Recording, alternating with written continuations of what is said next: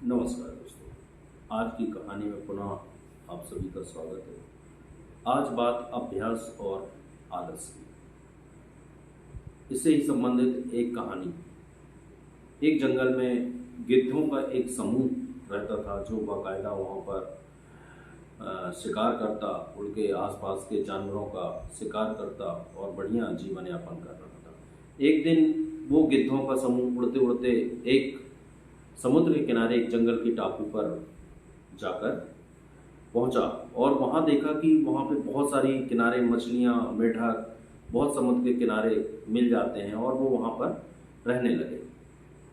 जैसे ही वहां पर रहने लगे तो आसानी से उन गिद्धों को भोजन बड़ी आसानी से मिल जाता था, ना ही उड़ के शिकार ढूंढना पड़ता था, ना ही बड़े आराम से नीचे ही मछलियों और मेढकों का और भी जो जानवर समुद्र से किनारे आते या मर जाते तो उनका शिकार करके बढ़िया खाते पीते। उसी गिद्धों के समूह में एक बूढ़ा गिद्ध था वो गिद्ध कह रहा था कि भाई ये जो हो रहा है, जो ये चल रहा है, ये कहीं ना कहीं कुछ गलत हो रहा है और हम अपने अभ्यास से, हम अपने उड़ने की शक्ति को, हम अपने शिकार ढूंढने की, शिकार पकड़ने की शक्ति को धीरे धीरे भूलते जा रहे हैं। तो हमें अब यह स्थान छोड़कर पुनः जंगल पे चलना चाहिए और शिकार ढूंढना चाहिए। तो सभी गिद्ध जो और थे उन्होंने उस बूढ़े गिद्ध का खूब मजाक उड़ाया और कहा यदि आपको जाना है तो जाइए, हम तो यहाँ बढ़िया आराम से शिकार करते हैं और खाते हैं, रहते हैं। बूढ़े गिद्ध को लगा अब ये बात मेरी नहीं मानेंगे तो मुझे ही जाना चाहिए। बूढ़ा गिद्ध अकेले ही उड़कर जंगल में चला गया। ऐसे ही करते कुछ समय बीता और कुछ समय बीतने के बाद उस बूढ़े गिद्ध को लगा कि पुनः मेरे जो सगे मेरे परिवार के हैं, मैं एक बार उनसे मिल आता हूँ आज कैसी स्थिति में। और वो बूढ़ा गिद्ध उसी टापू पर फिर से गया और जब देखा तो वहां पर बिल्कुल भी गिद्ध नहीं बचे थे। उनकी लाशें थी, कोई यहाँ मरा पड़ा है, कोई यहाँ पड़ा हुआ है। उसमें से एक या दो गिद्ध ही जीवित थे जो भी लगभग अपनी अंतिम सांसें ले रहे थे। वह गिद्ध वहां पहुंचा और उनसे पूछा, अरे भाई ये सब कैसे हो गया?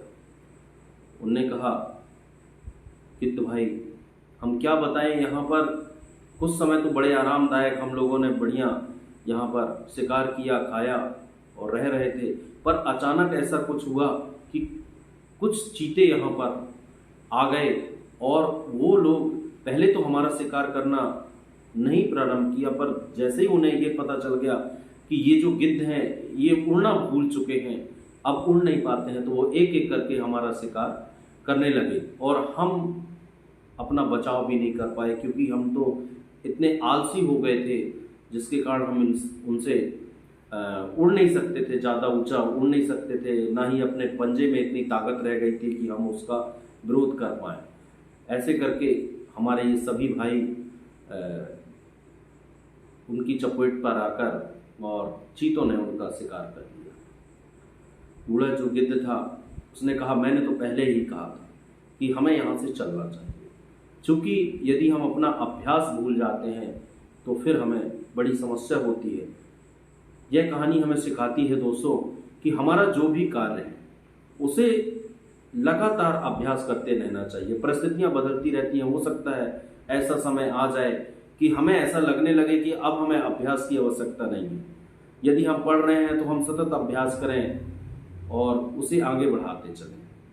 यदि हम कोई खेल खेलते हैं तो उसे भी सतत अभ्यास करते चलें, हम आलसी न बने।